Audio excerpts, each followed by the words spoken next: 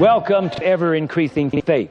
Remember these words from the book of Romans, chapter 10, verse 17. So then faith comes by hearing, and hearing by the word of God. Praise God for another day and for another privilege and opportunity to share with you the living word of God. Let's turn in our Bibles, please, to the 4th chapter of Genesis. Genesis chapter 4. Now, while the congregation is looking that up, on the screen is an address where you can mail your tithe offering or gift of love for the financial support of Ever Increasing Faith Television. I need your financial support on a regular, ongoing basis if Ever Increasing Faith Television is to remain on the air in your area. I want to thank you now in advance for your present and future participation and support, and I want to thank you again for your past support. Thank you so very much. You are helping to make it happen. I'm teaching on the subject of race, religion, and racism. Race, religion, and racism.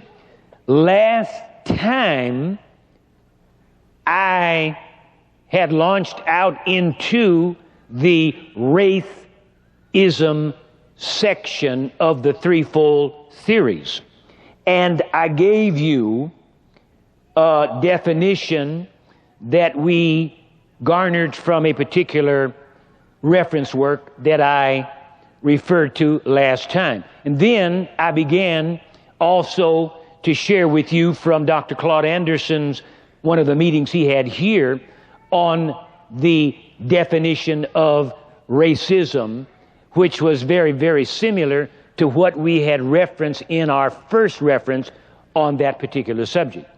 The term racism, as I said before, has a on the street definition of racial, color, and ethnic prejudice.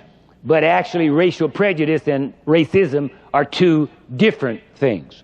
Now, just as I finished up on the race segment, there was one other thing that I needed to touch on, and somehow I overlooked it. So I think I can sandwich it in right here because I think it's important and it will add a dimension that some people might not have been aware of. Remember, we talked about the fact that Adam and Eve were not white as traditional Christianity has portrayed them. They had to be, from a biological point of view, and we studied that out, that they had to be mid-brown and therefore would carry a genetic coding for snow white and jet black, and then all the colors in between. Now, some of the racists have tried to tell us, and we'll see some more of this later on when I get into the religion section, that they have tried to say that black people were an extracurricular creation, that we did not come from Adam and Eve. We came from somewhere else. And so when you read the book of Genesis, you might be tempted to swallow something like that if you don't know certain basic biblical principles. Because obviously people came from somewhere. Now, looking at Genesis chapter 4,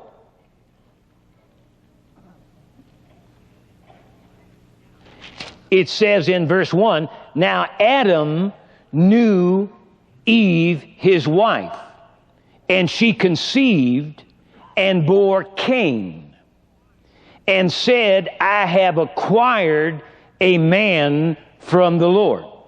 Verse 2, then she bore again, this time his brother Abel. Now Abel was a keeper of sheep, but Cain was a tiller of the ground. Now, without going into all the detail, you've heard perhaps of the story of Cain and Abel. And Cain rose up out of jealousy and envy and killed his brother Abel. Now, while you're in that 4th chapter, go to verse 19 or verse 16.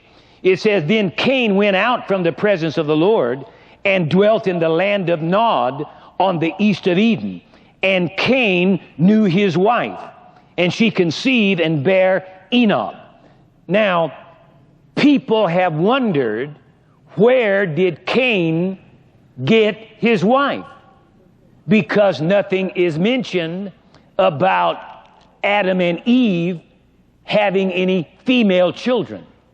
So it could perhaps lend itself to someone who doesn't have much brain power to perhaps think that maybe there were some other people that came from somewhere else, and that's where Cain got his wife.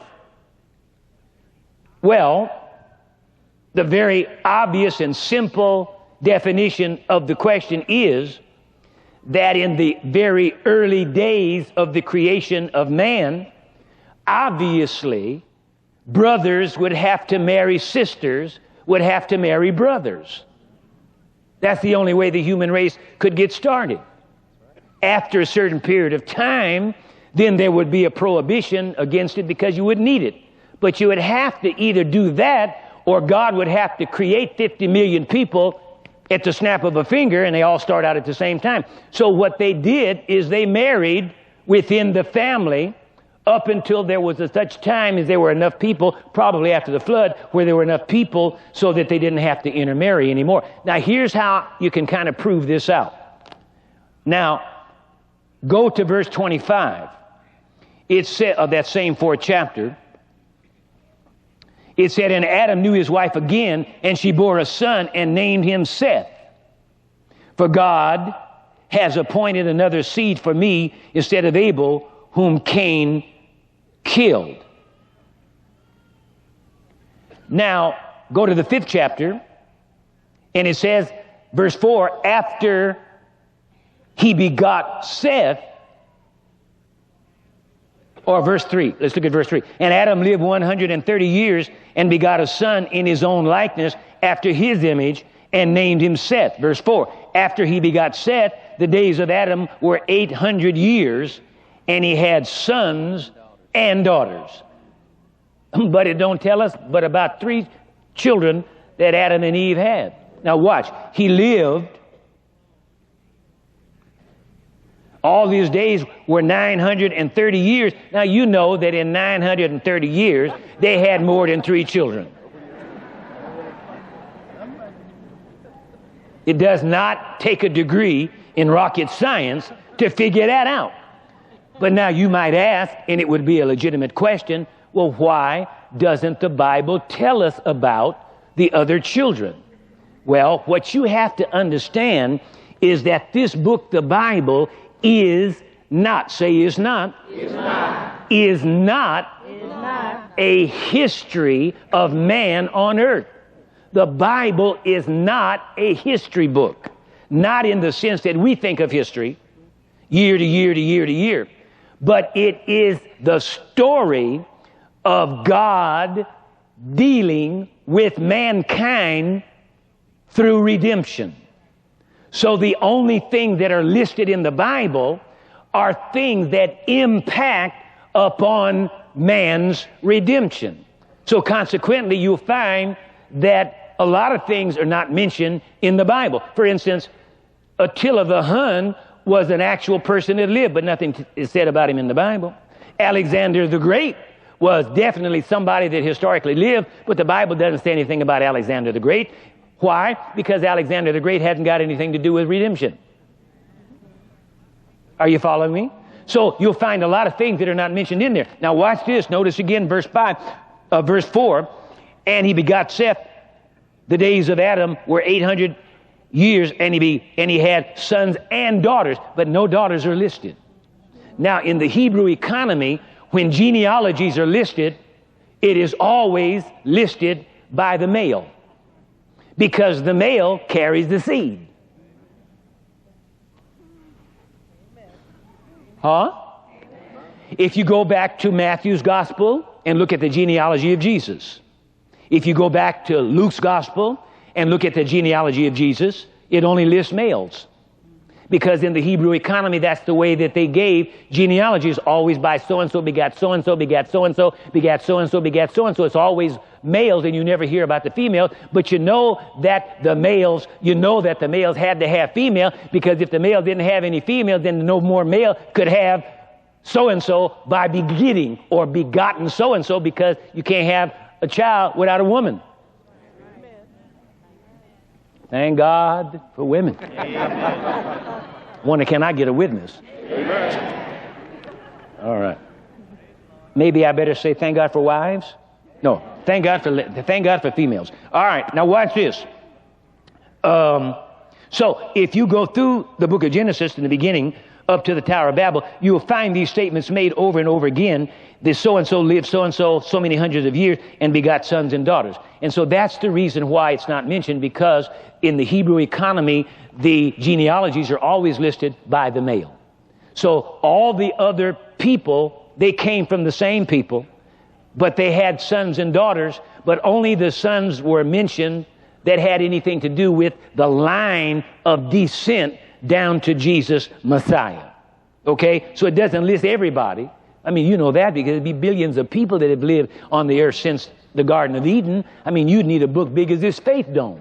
Probably bigger to list every single male, but it's only lists those that have anything to do ultimately with redemption and salvation. In other words, the line that goes down. Okay? So Cain married his sister.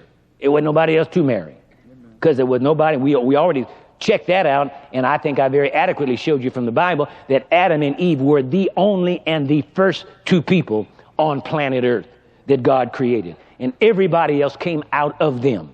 Okay? So Cain, when he went to the land of Nod and knew his wife was his sister at that time, because they had to do that in order to populate the earth. Up to after a certain time, there was no need for that now, because you have enough people. Okay? Plus everything changed after the flood anyway. See, there were things in operation before the flood that are not in operation now. See, you didn't have any storms, you didn't have any rain. There was no rain. No rain. I hate rain. I don't like rain. But I know with conditions the way they are now, thank God we got rain. But I don't like rain. And if I had my personal choice, it would never rain another day. Aren't you glad I'm not in control? Don't say amen either. Come out there and knock you out. Okay? So, but before the flood, there were no extremes in weather. There was no rain. The Bible said that God caused the mist to go up and watered the surface of the ground. But there was no rain as we know it, because rain is destructive. And God wouldn't send rain to destroy the planet that he created.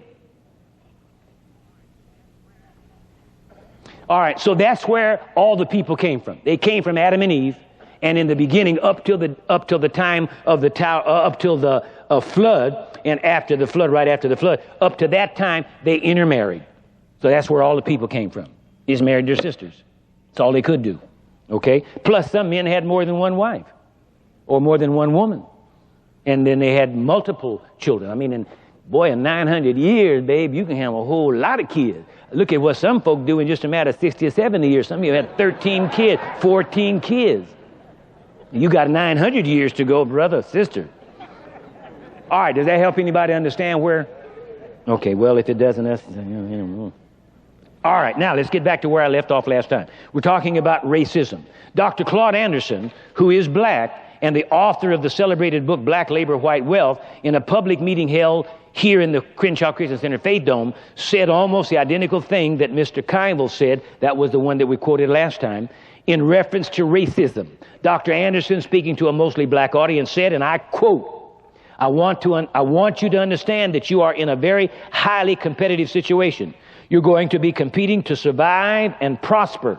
And that's what racism is all about. Contrary to what anybody tells you, and I just saw a definition of racism in the Washington Post just last week, who is a noted columnist, who is a conservative. And what he was really talking about was prejudice and discrimination. He wasn't talking about racism, but he was mystifying the word. That's why I finally figured out why he's always on the wrong side of issues relating to black folk. He thinks a black person can be a racist. A black person cannot be a racist. Now, I said this before, I want to say it again. That's not to say that a black person cannot be racially prejudiced, that a black person cannot be a bigot, but a black person cannot be a racist, because racism is about economics. It's not about color. Racial prejudice is about color, and anybody can be prejudiced, but only a certain group can be racist. All right, a black person cannot be a racist. Racism is a power relationship between groups of people.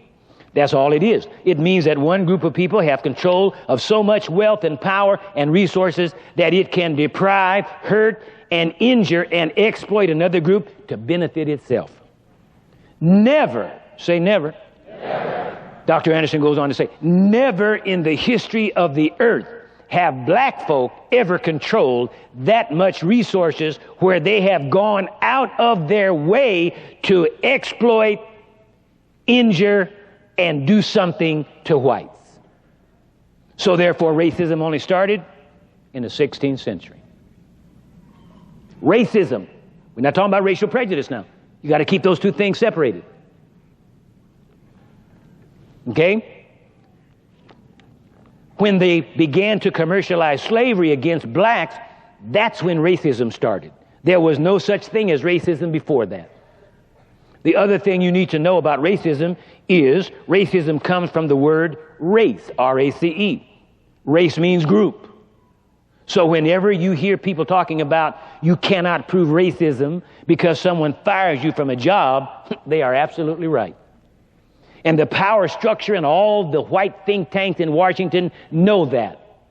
That's why you can no longer prove racism. Because racism, hear this well, racism does not apply to an individual. It applies to a group.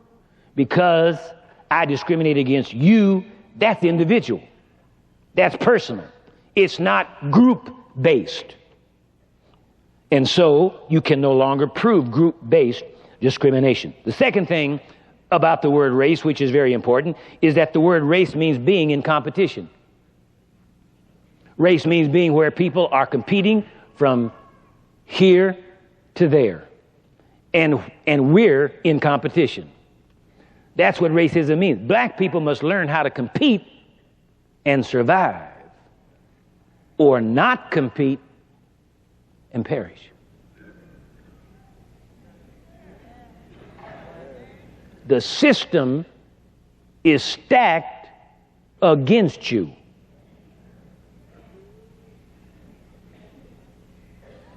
And if we don't pull together, we're going to be in the dugout, not out on the playing field. We're going to be on the bench, not on the court shooting baskets. And that's how you subjugate a people, is keep them divided. And they have done a masterful job.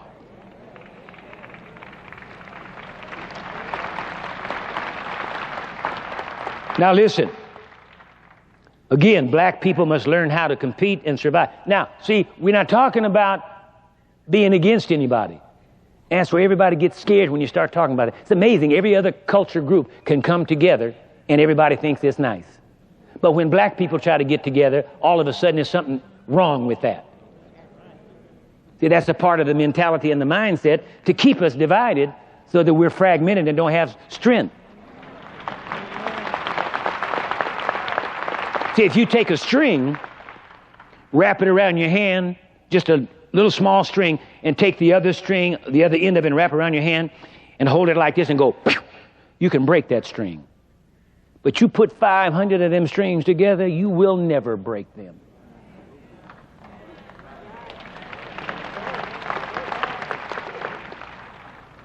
All right? Now, in my humble opinion, and that's the end of the quote. Let me read that again. Black people must learn how to compete and survive or not compete and perish. End of quote. In my humble opinion, these statements by Mr. Kuyvel and Dr. Anderson say all there is to say about the definition of racism as practiced here in the United States. In other words, these two men have given us the technical definition of racism. However, in this segment of our teaching, my purpose is to talk about racial prejudice, which traditionally has been interpreted as racism. That's what the average person thinks when he hears the word racism.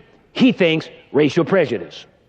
In a book entitled All God's Children, author Stephen L. McKenzie, associate professor of Hebrew Bible, Old Testament, Rhodes College, Memphis, Tennessee, copyright 1997 by Stephen L. McKenzie, on page 122, makes this illuminating statement, and I quote, "Despite the progress of the civil rights movement in the 1960s and the following decades, racism is still very much an issue in this country.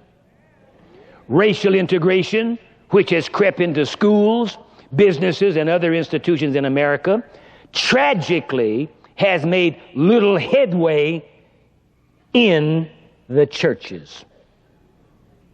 Fannie Lou Hamer's observation about Sunday morning church service being the most segregated hour in America is as true today as it was 20 years ago.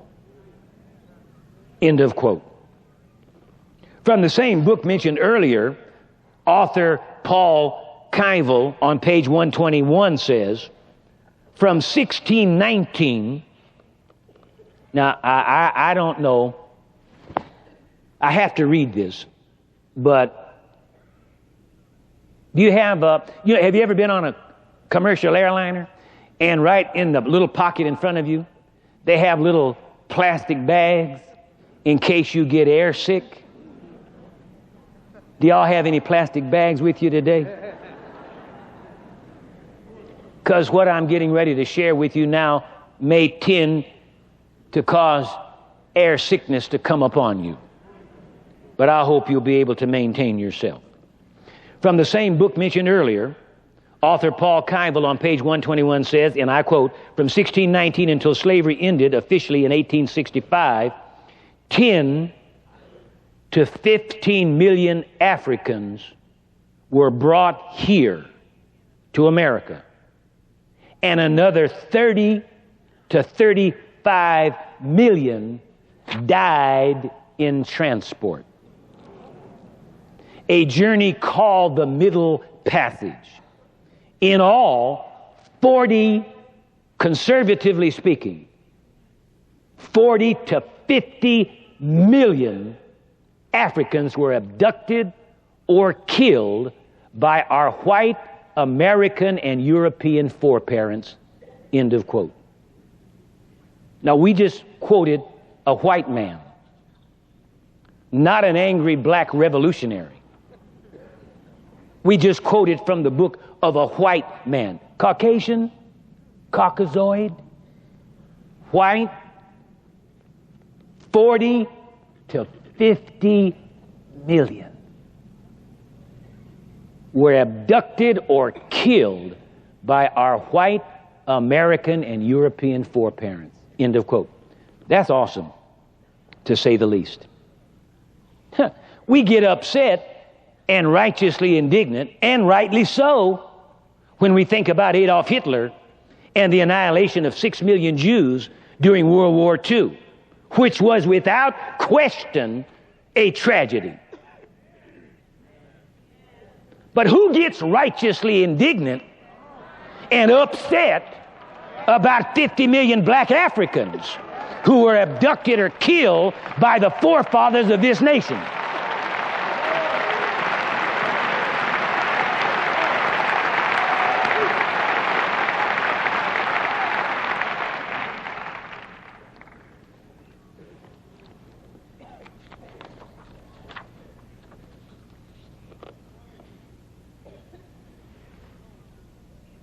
If you ever go to Israel on a regular commercial tour of Israel, the first place that they take you to is the Holocaust Museum. And it is a sick feeling that you get in your innards when you walk through that museum and see the photographs of what one group of men did to another group of men for no other reason than they were who they were, as though they had anything to do about who they were.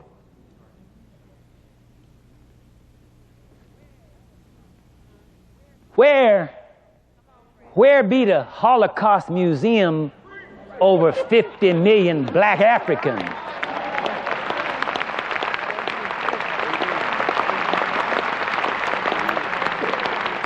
Well, I forgot they don't count, they're just animals anyway, so forget them.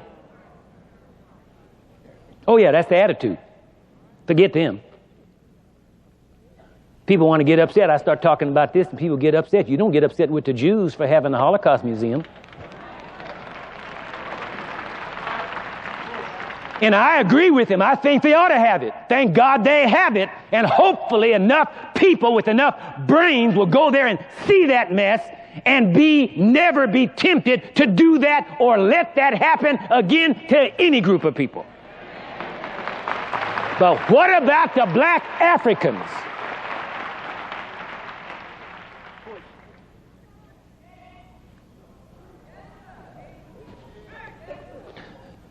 Don't go there. Don't go there. I am. Don't go there. I ain't gonna say no more about that. What does he mean? Not for you. Don't worry about it. Now listen to this. In the same book, on page 121 and 122, Mr. Kaivo gives us an interesting view of one of our most cherished heroes, Abraham Lincoln. I always thought that Abraham Lincoln freed the slaves because of a heartfelt desire to do what was right in the sight of God concerning one man enslaving another man. In other words, rectifying man's inhumanity to man. According to Mr. Kaivo, perhaps I have been wrong. What do you think? I quote, "The Civil War was a complicated political, economic, and social event. And while slavery was a key issue, the abolition of slavery was not a strong concern of the American public." As Lincoln wrote in a letter to Horace Greeley, a journalist and political leader and contemporary of Lincoln, added, "Dear sir, I have not meant to leave anyone in doubt." This is Abraham Lincoln. Okay? "Dear sir, I have not meant to leave anyone in doubt. My paramount object in this struggle is to save the Union, and is not either to save or destroy slavery." They didn't teach you this. If I could, listen, this is Lincoln talking. If I could save the Union without freeing any slave, I would do it. And if I could save it by freeing all the slaves, I would do it. And if I could do it by freeing some and leaving others alone, I would also do that. What I do about slavery and the colored race, I do because it helps to save the Union. End of quote.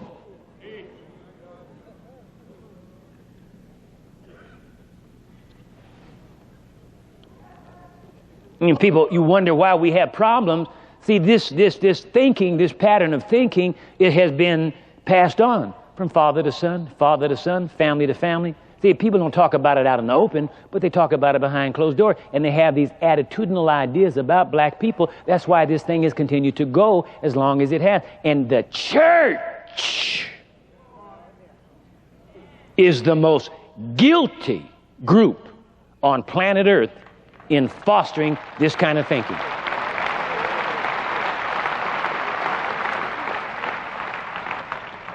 That's an eye-opening statement, just what Lincoln just said, isn't it? On page 122, Mr. Kuyvel makes an insightful statement that is sure to anger some. I quote, "The second problem with moving on from slavery is that we rarely acknowledge the long-lasting effects of more than 200 years of slavery.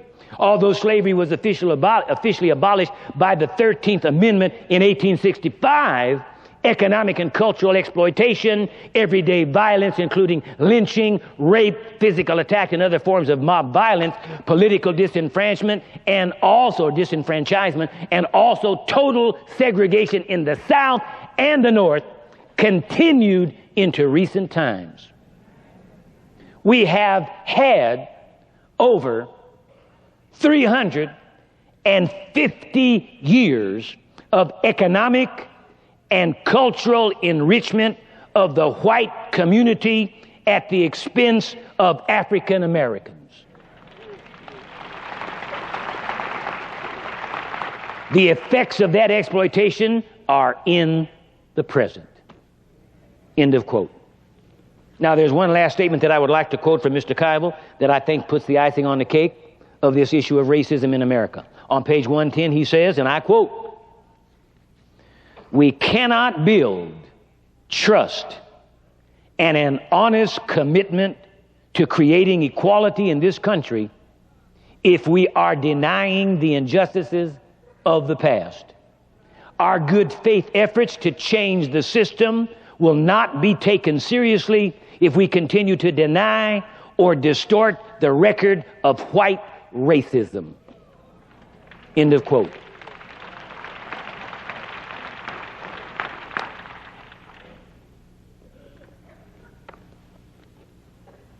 That's awful, but it's awesome.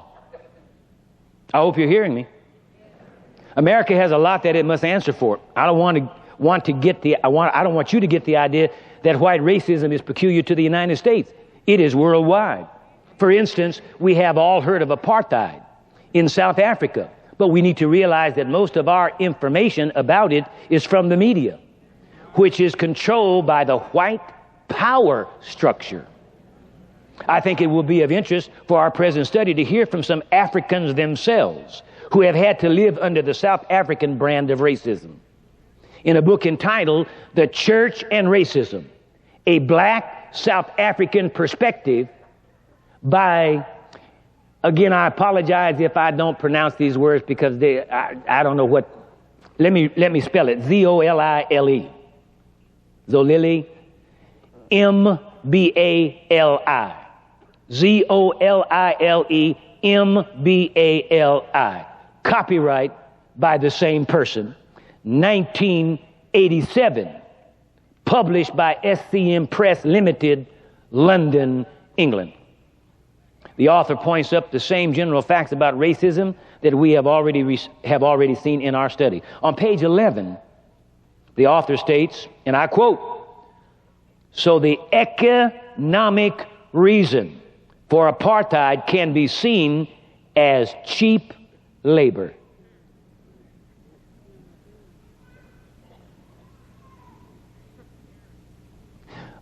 America can relate to that because it be the past master of cheap labor. This nation's wealth was built on the back of cheap labor. Cheap meaning nothing. But let me quote the author again. "So the economic," and I'm quoting, "so the economic reason for apartheid can be seen as cheap labor. The existence of cheap labor sustains the high standard of living of the whites." And this is an African, wrote a book in South Africa about South Africa. But you know that the devil has a MasterCard too. You know, he flies from one country to the other, so you know he's not just limited to one country. It sounds like America, don't you think? He further states on page 15, and I quote, "The World Council of Churches concern over racism goes back to the General Assembly held at Uppsala in 1968. Section 4 of the Uppsala report reads, A, in parentheses, racism is linked with economic and political exploitation. End of quote. Doesn't that sound just like what we read from Mr. Kuyvel and Paul Anderson, Dr. Claude Anderson? See, it's the same thing. See, racism is economic.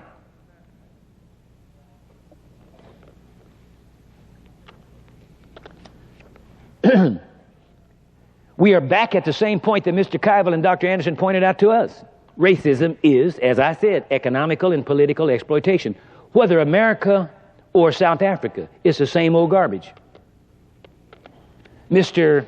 MBALI goes on to say on page 18, under heading B, rationale for an ecumenical program to combat racism. That's the subtitle. Okay?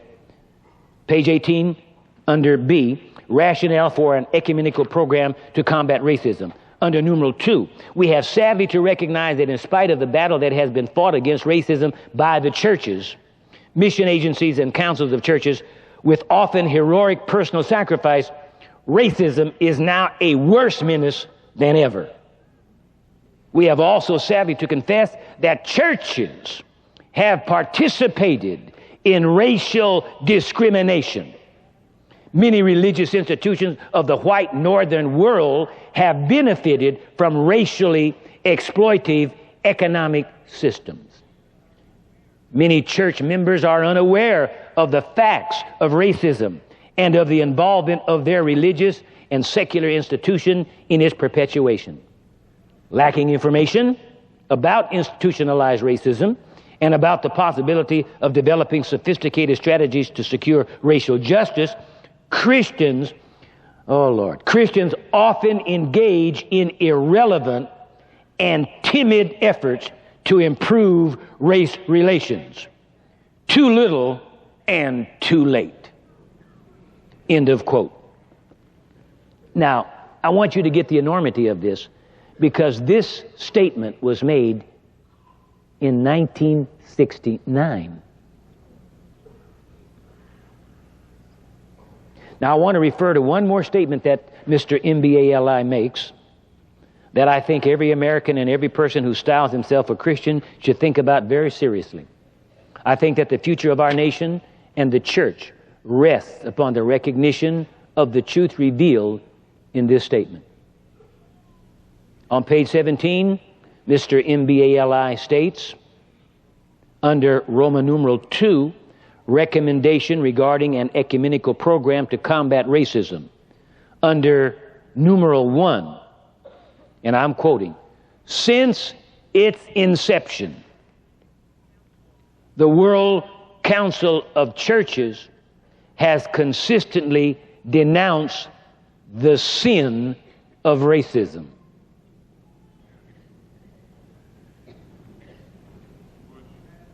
You didn't get that? Oh, you missed a good time to shout. You missed that. Listen, since its inception, the World Council of Churches has consistently denounced the sin of racism.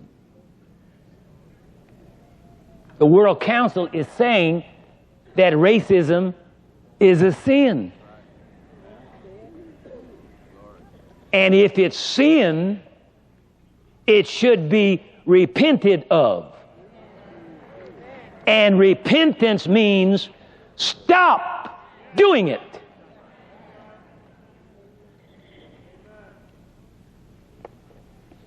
That's one reason why our nation is going through the hell it's going through.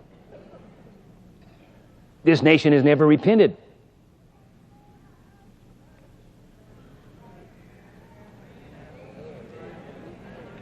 I said the nation has never repented.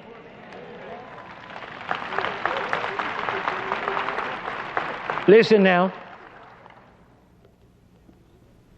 Since its inception, the WCC, World Council of Churches, has consistently denounced the sin of racism. That's the bottom line issue. Racism, called by any other name, is still a sin.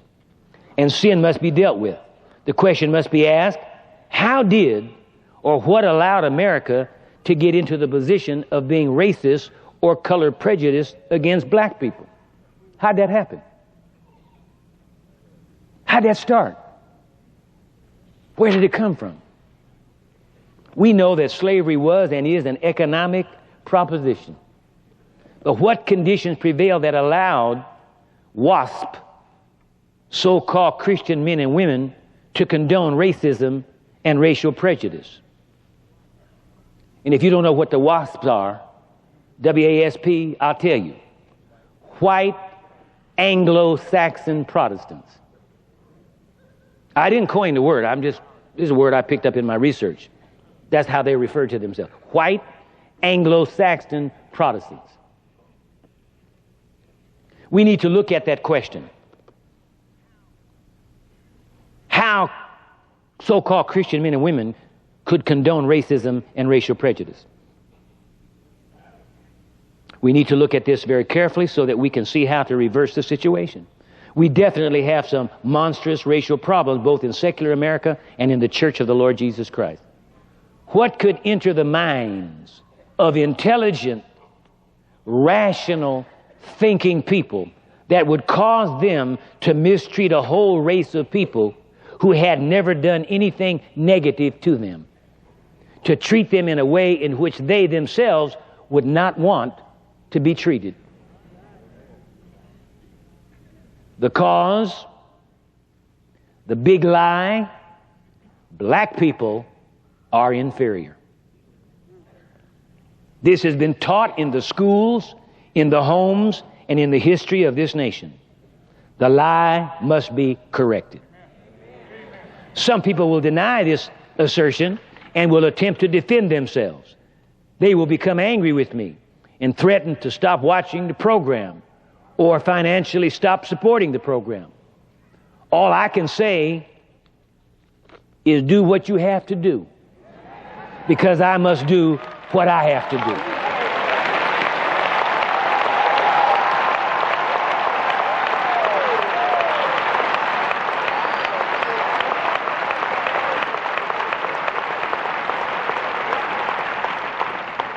And notice, I didn't say all.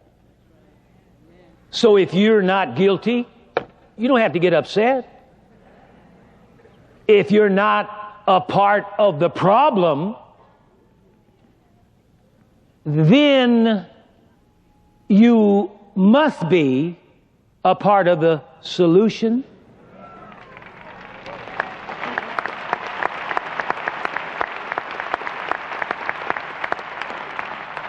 Jesus said it this way. See, there is no middle ground. There is no neutrality. Jesus said it this way. Real simple, cut to the chase. Jesus said, if you're not for me, you are against me. That's it. It's that simple. That's how he interprets it. You may say, well, I'm not for and I'm not against Jesus. I'm neutral.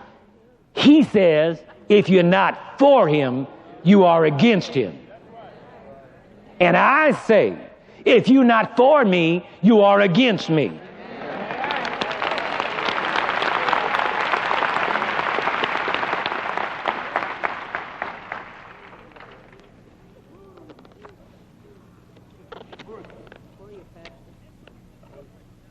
Let's look at some historical documentation to see if there is any validity to what I have said in regards to the lie about the inferiority of the black man. If we do not know what causes our thinking patterns about other people, we can never make any corrective adjustments. Before we get into the historical documentation, I feel it necessary to address the possible criticism that may be leveled at me from some African Americans concerning why would I bring up racism, racial prejudice, slavery, and all of the other unpleasant things of the past. Actually, that is a very legitimate question. And frankly, I really don't mind being asked. From a book entitled The Journey of the Songhay People, copyright 1987, by Calvin R. Robinson, Redmond Battle and Edward W. Robinson Jr., the authors answer this question for me in a way that leaves little room for debate. Why would I bring this up? Why would we talk about all this stuff? Why plumb the depths of the past? This book, I don't even have to answer the question. They answer it for me. On page 21 of this book, The Journey of the Songhay People, they state, and I quote, oh, you got to get this. If you don't get this, then you're not interested in blacks. If you're a black person and you don't get this, you're not interested in yourself. And if you're a white person and you don't get this, you're not interested in us.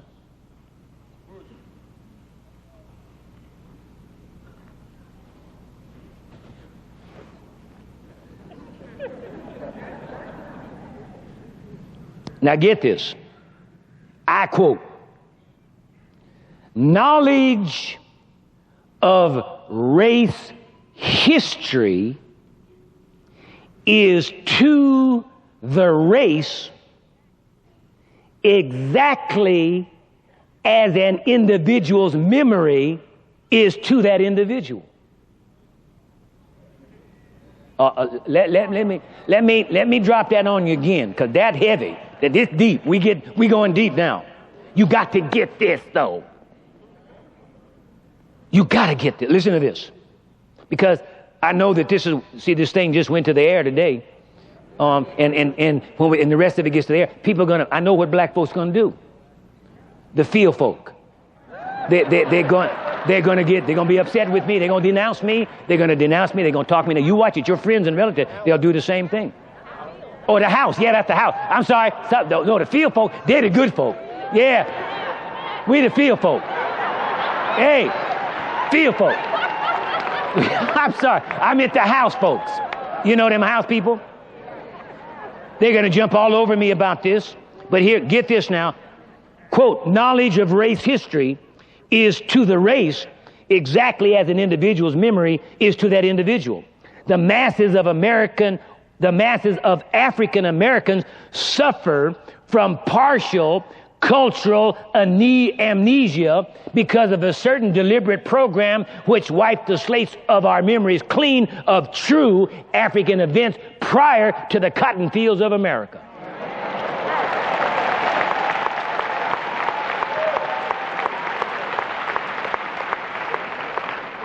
But the monsters who perpetrated this cultural genocide were not satisfied. After wiping the memory slate clean, they wrote upon those slates a series of vicious lies. They wrote on the slates, on the minds of all, black and white alike, that the African is really an ape which can speak. They wrote on the slates of the minds of all that the African evolved in the heartland of the jungles of Africa, where not even the faintest glimmer of light of science and learning could penetrate. They wrote on those slates that this African subhuman has neither the genetic ability to learn nor the ability to behave properly. They program all of this upon the minds of all, black and white alike, end of quote.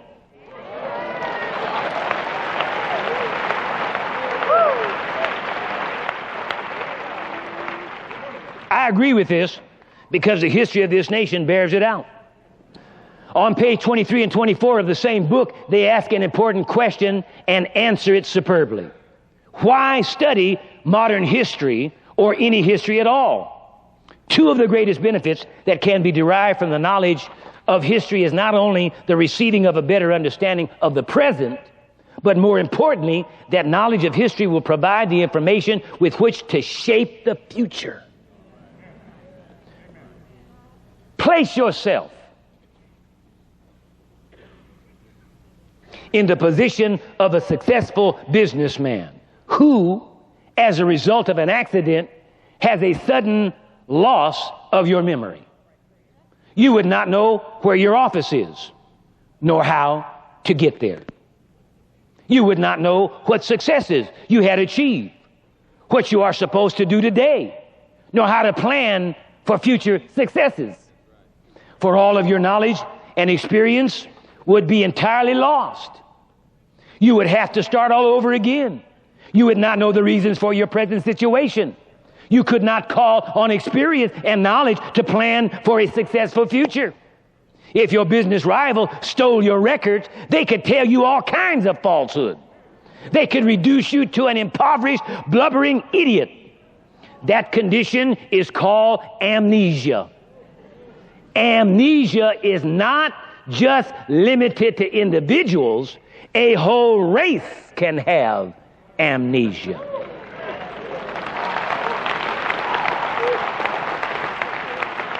It is a truism that history is to the human race what memory is to the individual. Now, that's awesome. But how true?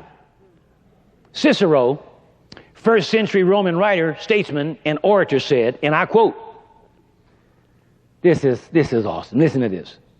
There is very little that is more important for any people to know than their history, culture, traditions, and language. For without such knowledge, one stands naked and defenseless before the world. End of quote.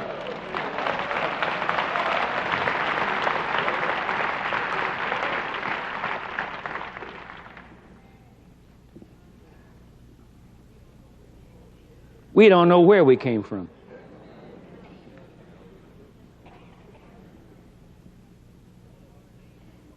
All of our names are white names, taken from the slave masters. We don't know what our ancestors called us. They wiped the slates clean. That's why we've been defensive, because we don't know self. We don't know where we came from.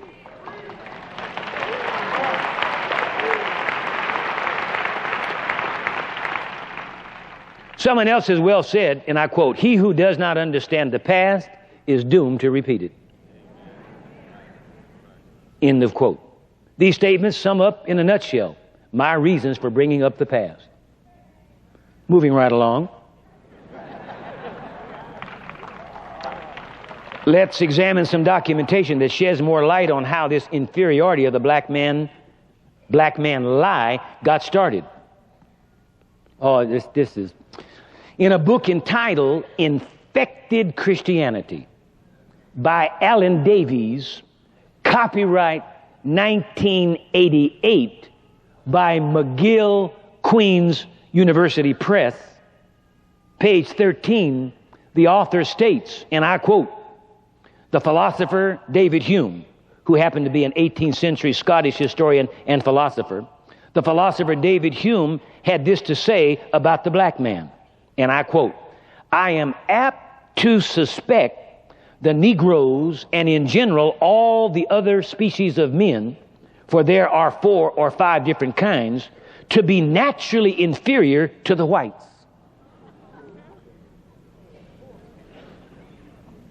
There never was a civilized nation of any other complexion than white, nor even any individual eminent either in action or speculation.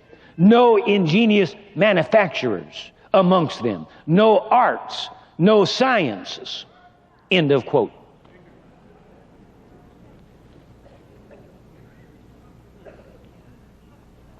And I mean, I can understand how he could come up with that. I mean, I could see that. I mean, how in the world, I mean, you know, ignorant black folk couldn't have done anything but build pyramids. I mean, that's, you know.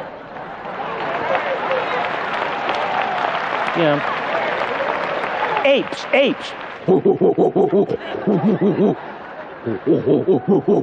Yeah, they built the pyramids, and modern science, they still don't know how them folk built them to this day. They still can't figure out how they got them stones up on top. These are people that don't have no science. But these are the kinds of attitudes that have been promulgated down through time. And some of you got these attitudes in you now. You know it, and I know it, and God knows it. And you need to be cleansed. You need to be washed. And I need to quit because I am out of time. We walk by faith, not by sight.